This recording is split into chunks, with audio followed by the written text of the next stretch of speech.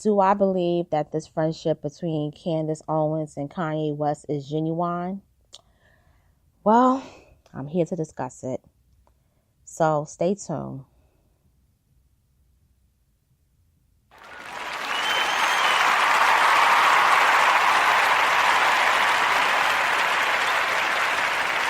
Hello, and welcome to the Miss Analytical Radio Show with your host, Miss Analytical, coming to you straight out of the NYC.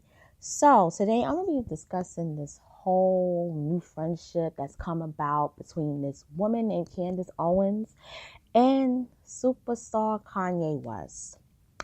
Yeah. Okay. So I wanted to talk about this whole thing with this girl named Candace Owens, but I hadn't really had the time to come about talking about her because she really don't interest me. I gotta be honest. Maybe it's her hair. I don't know. It's just, I don't know something about her. I have nothing against the girl, but I have to be honest. There's just some people in the world that really don't interest me. And she's pretty much one of them. But when Kanye West made his stamp of approval about what she was saying, and he said, I love Candace Owens. I love the way she thinks. Everybody's interest was like peaked. It was like, who is this girl? Like, who is she? And we found out she was conservative, and it really blew everybody's mind. So, Candace Owens is an American writer. And, you know, she didn't start off conservative. She's become conservative in the last couple of years. And my issue with her is how she became conservative. It had to do with her working as a journalist for a particular magazine. And I had to say, when people switch different ideologies, it's usually because something happened. It's because something happened. And I did a little research on Candace Owens. And what I came across was, when Candace Owens was a teenager growing up in Connecticut, there was an incident that occurred where she became the victim of something that was very racial. So there was a guy that she went to high school with that made remarks about her, and it was picked up on the audio. And it was recorded. And the guy who was in the car with this man who was calling Candace Owens a nigger and all these N-words and so forth was the son of the governor at the time. And I believe the governor at the time was, I don't have the name right off the tip of my tongue, but I believe his name was Daniel Malloy. His name was Daniel Malloy. And pretty much what also happened too was that she also received hurtful and racist phone calls too. And the calls was traced to a car in which the son of Governor Daniel Malloy was present. Now, her family has sued the Stanford Board of Education in federal court, alleging that the city didn't protect her rights. And they received a settlement in the amount of $37,500. And this happened when she was a senior in high school. Now, I looked up the governor, and he is a Democrat. And I'm going to come out and say it. I believe that was the start of her becoming conservative. A lot of times, and I've seen this when I was in student government in college, a lot of people switch ideologies and become something else because somebody who's connected to politics have hurt them. I've seen this play out. You know, you enter there conservative, somebody that you either like, screw, or you was friends with in a clique, do you dirty. And instead of just hating them, you hate everything about them, mainly their politics that you agreed with before the fallout. And then you do a 180 and then you switch and become a liberal, or vice versa. And I believe that's what happened with Candace. I believe that she didn't trust Democrats anymore because they didn't protect her. Because at the time, she did state in an interview that she was, a liberal. And usually when you're a liberal, you're more than likely a Democrat. And her family, most of them are Democrats. She said it. She said she had cousins that are Democrats, but they don't mistreat her because she's, Republican conservative. They just kind of look at her like, okay, why do you make the big switch? So I believe that was the start of it. And, she even criticized the Tea Party, in one of her articles. She criticized them. But I believe that it was building up to where she was like, screw these liberals, screw them. I don't believe they really treated her right, or maybe she didn't fit into the club. I'm gonna be honest with you. And from my experience, a lot of white liberals are racist as hell. I'm just gonna come right out and say it. I've seen it. I've never directly experienced it, but I've seen it.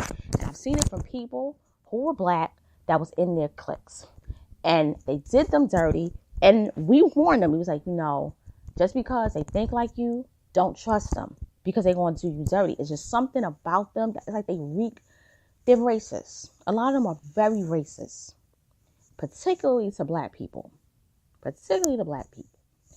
And I believe Candace Owens probably saw that they could have mistreated her. And I believe it. I believe they did her dirty. I really honestly do.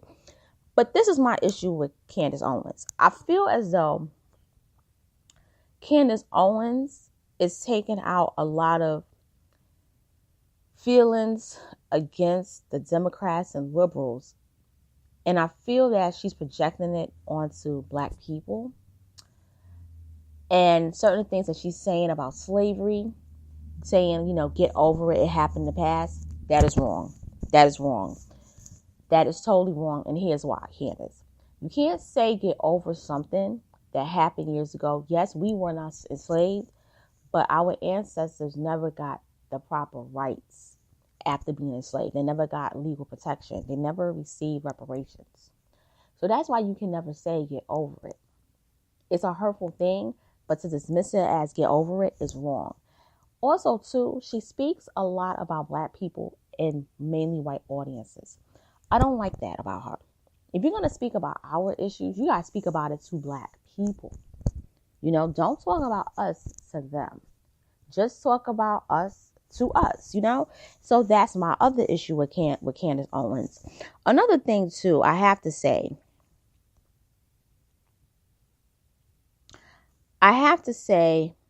that I sort of worry about people that get approved by celebrities. I feel as though a lot of times it could be something that they're told to do. Like, we want this girl to be famous and you're going to make her famous. And maybe Kanye was told, you got to make her famous. You got to make her pop off because it should have happened a while ago and it wasn't happening and the people weren't really feeling her. Maybe if you do it, you make your stamp of approval, she'll be big. That's another thing I feel. I also feel from Kanye's point of view that Kanye, you let your fans down when you did this shit. You had people who loved you because you said that Bush was racist and didn't care about black people. There are people that started buying your music because of that statement. Even with all the antics that you did in the past, from the Taylor Swift, MTV, VMAs moment to when you was kicking the paparazzi down back in 2015. I mean, so many things. People still was rocking with you because of that one thing. Because you said Bush don't care about black people.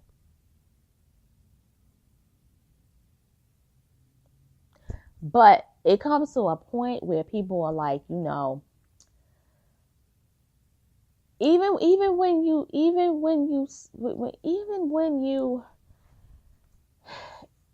went off on that tirade and talked about Jay-Z and Beyonce, people still going with you. But that turning point has been when you said that Trump was your homie. And people no longer are trusting you, Kanye. And this friendship you have with this girl named Candace Owens, I'm going to say this. I believe you genuinely like this girl. I really do. Yes, they could have made you give your stamp of approval, made you come out publicly and say it. But I really believe you really like it. And I don't think this is, like I'm having an affair with Candace Owens thing. I really think you view her as your little sister. But I think Candace is using you, Kanye. And I think she's trying to get something out of this that's going to make her big. And I believe once she gets everything she wants, she's going to kick you in your ass and leave you out in the dust. I really do. It's just something about it that to me is sort of, it's not pretentious, but it's more opportunistic coming from her. It's more opportunistic. I could be wrong, but the way I analyze things, I gotta say, a lot of times, which is really like 9 times out of 10, I'm usually right. So this was a short, audio clip. I just want to say that this is going to be a series with the whole Kanye West. I'm not going to really talk about Candace Owens. I'm going to talk about her again at the end of the week. But I want to make this to be like a 4-part series with Kanye because I'm going to talk about the interview he did with Charlamagne. I'm going to talk about the TMZ interview because that shit was that was just so eye-opening for me. I don't even know what to say about that, honestly. And it's not just the comment he made about slavery, but I'm going to just get to that. I am going to also talk about the backlash behind it.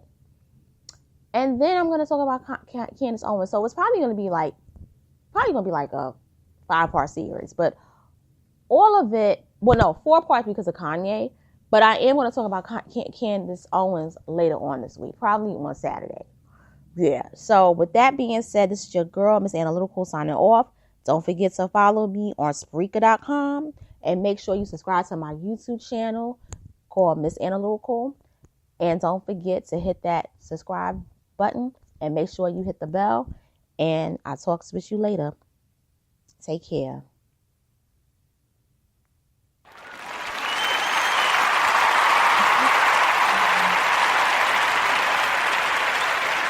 Yeah, she got her.